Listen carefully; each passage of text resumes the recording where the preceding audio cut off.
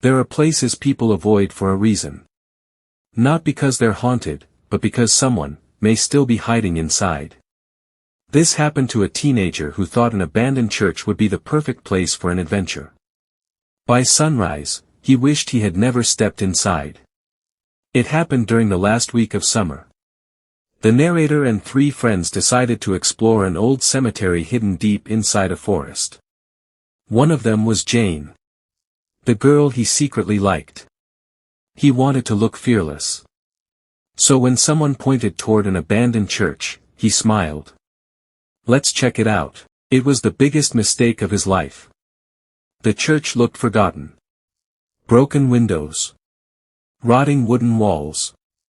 A rusted cross leaned sideways on the roof. Nature had almost swallowed the building. No birds landed there. No insects buzzed nearby. Even the wind felt strangely quiet.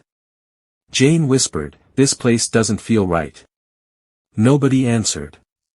They walked closer. The front door wouldn't open. It had been locked for years. One friend found a broken side window. Just big enough to crawl through. One by one, they climbed inside. The air smelled damp. Like mold, and something else, something rotten. Dust floated through the flashlight beams.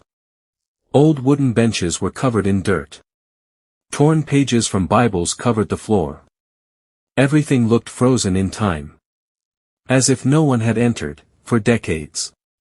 Then, they heard a noise upstairs. A slow, heavy, footstep. Everyone looked up. Silence. One friend laughed nervously. "It's probably an animal." Nobody believed him. Curiosity took over. They climbed the old staircase. Every step creaked beneath their feet. The second floor was darker. Colder. The narrator walked ahead. Trying to impress Jane. Then, crack. The floor gave way beneath him. He disappeared. He crashed into darkness. Pain shot through his leg. Dust filled the air. Above him, his friends shouted his name. But something else moved below. The narrator turned on his flashlight. The beam shook in his trembling hands. At first, nothing. Only dirt. Broken wood. Then, 2 pale eyes reflected the light. Someone was down there with him. The figure slowly crawled forward. Not walking. Crawling. Its head was completely bald. Its clothes were filthy. Its arms looked unnaturally long. It never blinked. It never spoke. It only smiled. A slow, empty smile. The narrator couldn't move. His body refused to listen. The figure kept crawling closer. Closer. Closer. Suddenly, it stopped. Only a few feet away. Then it tilted its head. Almost as if it was trying to recognize him. The narrator finally screamed. His friends rushed toward the hole. They reached down. "Grab my hand." He jumped. The strange man lunged forward at the exact same moment. Fingers brushed against his shoe. For one terrifying second, he thought he was being pulled back. His friends dragged him out. Nobody looked behind them. They ran. Down the stairs. Through the broken window. Across the cemetery. None of them stopped until they reached the road. Only then did they realize something strange. Nobody had heard footsteps chasing them. Nobody had heard the church door open. The man never came outside. The next afternoon, curiosity won. They returned with 2 more friends. And a camera. The church was exactly where they left it. The hole in the floor was still there. But when they looked inside, the crawlspace was empty.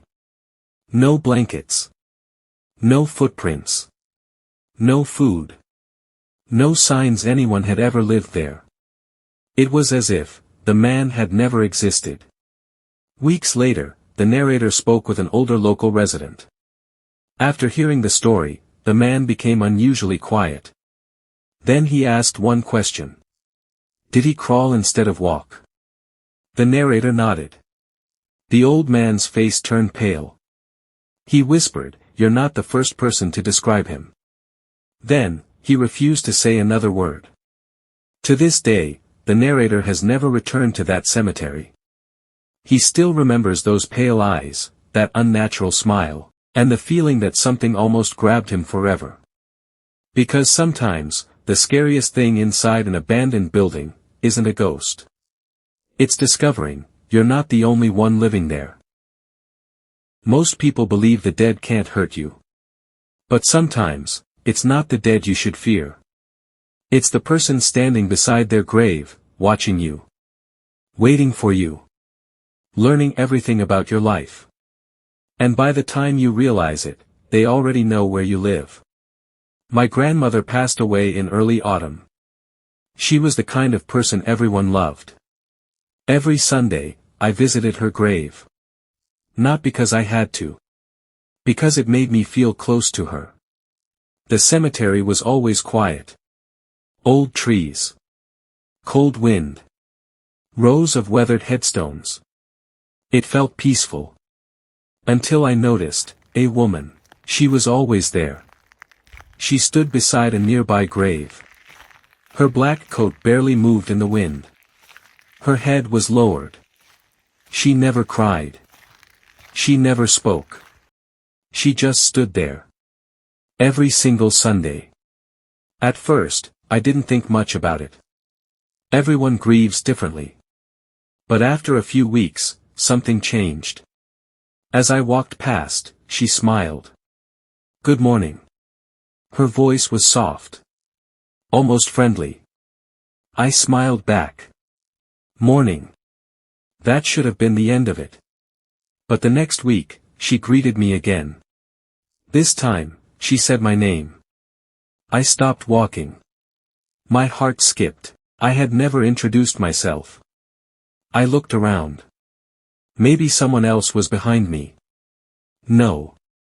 She was looking directly at me. She smiled again. "Your grandmother was a wonderful woman." My blood ran cold. How did she know who I was? I asked if they had known each other. She simply nodded.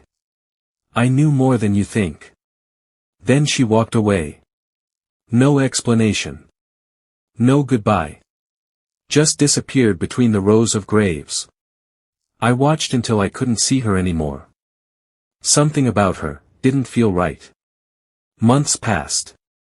Life slowly returned to normal. Then my grandmother's house officially became mine. I moved in alone. It was an old house. Quiet.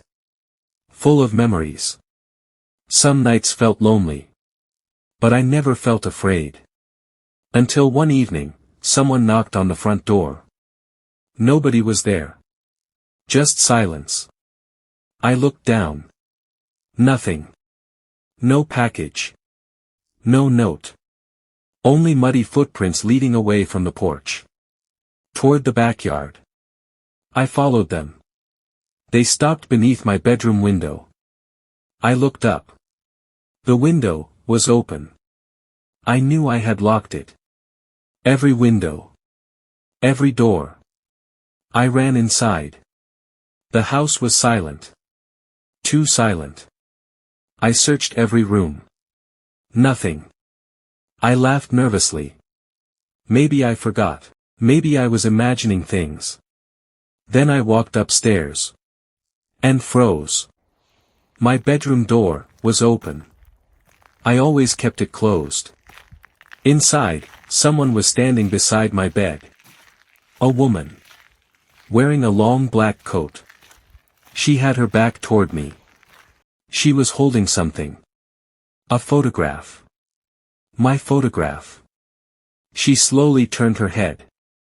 It was her. The woman from the cemetery. She smiled exactly the same way. Calm. Cold. As if she belonged there. Neither of us spoke.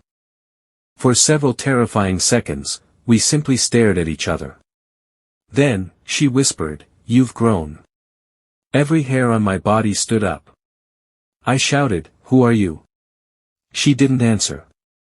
Instead, she walked toward the open window. Slowly. Without rushing. Without fear. She climbed out. By the time I reached the window, she was gone. Completely gone. I called the police immediately. Officers searched every room. Every closet. Every inch of the yard. Nothing. No fingerprints. No footprints. No signs of forced entry. One officer looked at me. "Are you sure someone was here?" I pointed toward the photograph. It was missing. The only picture of me she had been holding had disappeared. The officer searched the room again. Nothing. It was gone. Along with the woman. Police checked nearby security cameras. No one entered the property. No one left. It made no sense. Days later, I returned to the cemetery. I walked straight to the grave where she always stood. There was no one there. Only an old headstone. The name on it didn't match anyone my grandmother had ever known.